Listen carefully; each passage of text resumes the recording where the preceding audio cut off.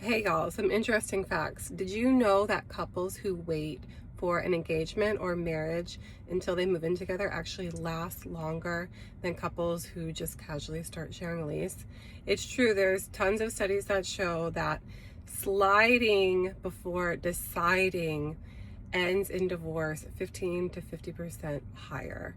So if you are just with your partner, your girlfriend, your boyfriend, and things have been going well, and you decide, okay, well, rent's high basically everywhere. Let's start sharing an apartment together or a house wherever you live. Just because it makes sense, you're already together all the time. Maybe you're talking about getting a dog.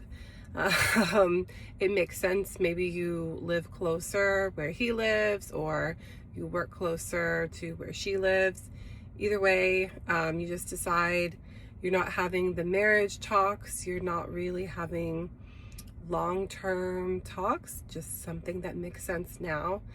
Well, once you link up with that person and you start sharing a lease, sometimes you start sharing pets, sometimes even children, it's harder to break up. And sometimes people do move on to marriage just gradually after that. But if those talks didn't happen before moving in, it's really a sign that these two are not as committed as two people who are dating and who want to be married.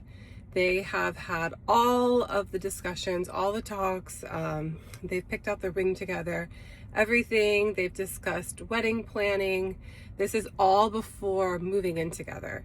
These couples have a greater chance of staying together and having more stable relationships and just being happy in a marriage together, because it doesn't feel like they had to be.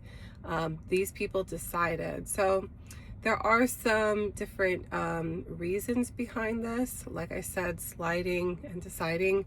People who make a big announcement of engagement and excitement. It's like bonding of the families, bonding of the friends. There's so much more that they value. So their values play a part. And also people who wait to get married, usually marriage is their goal. That's what they want to do. So I'm going to be continuing talking about this in part 2.